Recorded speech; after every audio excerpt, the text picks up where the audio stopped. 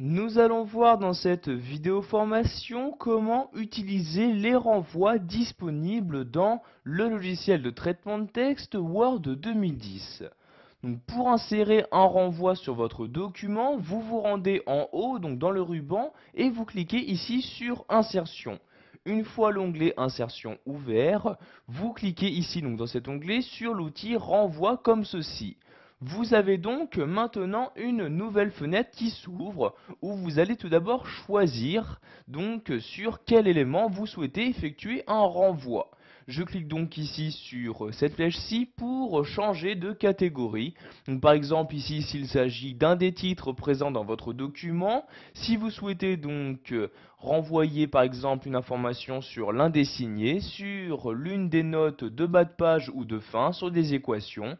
Vous voyez ici, je descends à l'aide de l'ascenseur. Vous pouvez par exemple ici également renvoyer une information sur une figure ou un tableau inséré dans votre document. Donc je vais par exemple ici remonter et sélectionner pour l'instant titre comme ceci. Vous avez donc ici maintenant donc les différents titres présents dans votre document. Donc vous voyez ici j'ai deux titres correspondant donc aux différents chapitres de mon texte. Je vais par exemple ici sélectionner ce premier titre, je clique donc dessus comme ceci. Pour finir, je vais ensuite choisir donc quelle information je souhaite renvoyer sur ce titre. Je clique donc ici sur la flèche comme ceci pour choisir cette information.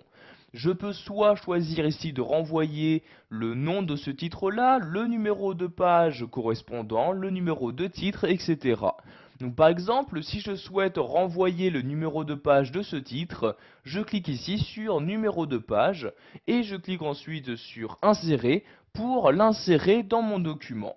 Vous pouvez voir que maintenant, à l'endroit où se trouvait mon curseur, il y a maintenant donc le numéro de page correspondant au premier titre. En effet, si je clique maintenant sur fermer pour fermer cette fenêtre, vous pouvez voir que ce titre apparaît bien ici sur cette partie-là. Donc si je le sélectionne, vous pouvez voir que celui-ci se trouve bien sur la page numéro 2 dans mon document, donc chiffre 2 qui a bien été inséré automatiquement dans cette partie-là. Donc l'avantage d'utiliser les renvois est que si maintenant je déplace mon titre, donc par exemple ici sur la page numéro 3, cet indice qui a été inséré sera automatiquement mis à jour.